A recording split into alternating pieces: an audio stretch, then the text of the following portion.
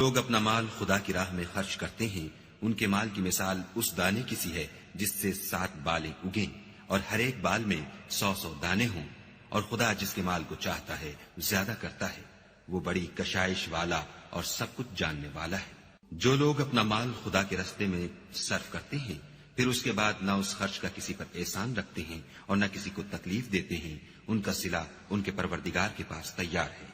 اور قیامت کے روز نہ ان کو کچھ خوف ہوگا اور نہ وہ غمگین ہوں گے۔ جس خیرات دینے کے بعد لینے والے کو ایزا دی جائے، اس سے تو نرم بات کہہ دینی اور اس کی بے ادبی سے درگزر کرنا بہتر ہے، اور خدا بے پرواہ اور بردبار ہے۔ مومنوں، اپنے صدقات و خیرات احسان رکھنے اور ایزا دینے سے اس شخص کی طرح برباد نہ کر دینا جو لوگوں کو دکھاوے کے لیے مال خرچ کرتا ہے اور خدا اور روز آخرت پر ایمان نہیں رکھتا، تو اس کے مال کی مثال اس چٹان کی سی ہے جس پر تھوڑی سی مٹی پڑی ہو اور اس پر زور کا مہ برس کر اسے صاف کر ڈالے۔ اسی طرح یہ ریاکار لوگ اپنے اعمال کا کچھ بھی صلہ حاصل نہیں کر سکیں گے، اور خدا ایسے ناشکروں کو ہدایت نہیں دیا کرتا۔ اور جو لوگ خدا کی خوشنودی حاصل کرنے کے لیے اور خلوص نیت سے اپنا مال خرچ کرتے ہیں، ان کی مثال ایک باغ کی سی ہے جو اونچی جگہ پر واقع ہو، جب اس پر مہ پڑے تو دگنا پھل لائے، اور اگر مہ نہ بھی پڑے تو خیر پھوار ہی سہی، اور خدا تمہارے کاموں کو دیکھ رہا ہے۔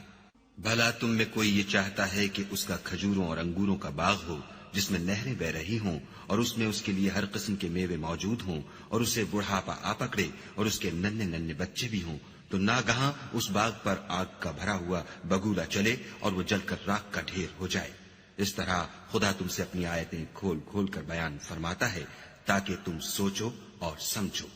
مومنو، جو پاکیزہ اور عمدہ مال تم کماتے ہو اور جو چیزیں ہم تمہارے لیے زمین سے نکالتے ہیں، ان میں سے راہ خدا میں خرچ کرو، اور بری اور ناپاک چیزیں دینے کا قصد نہ کرنا کہ اگر وہ چیزیں تمہیں دی جائیں تو بجز اس کے کہ لیتے وقت آنکھیں بند کر لو، ان کو کبھی نہ لو، اور جان رکھو کہ خدا بے پرواہ اور قابل ستائش ہے۔ اور دیکھنا، شیطان کا کہا نہ ماننا، وہ تمہیں تنگ دستی کا خوف دلاتا اور بے حیائی کے کام کرنے کو کہتا ہے، اور خدا تم سے اپنی بخشش اور رحمت کا وعدہ کرتا ہے، اور خدا بڑی کشائش والا اور سب کچھ جاننے والا ہے۔ وہ جس کو چاہتا ہے دانائی بخشتا ہے، اور جس کو دانائی ملی بے شک اس کو بڑی نعمت ملی، اور نصیحت تو وہی لوگ قبول کرتے ہیں جو عقل مند ہیں۔ اور تم خدا کی راہ میں جس طرح کا خرچ کرو یا کوئی نظر مانو، خدا اس کو جانتا ہے، اور ظالموں کا کوئی مددگار نہیں۔ اگر تم خیرات ظاہر دو تو وہ بھی خوب ہے، اور اگر پوشیدہ دو اور دو بھی اہل حاجت کو تو وہ خوب تر ہے،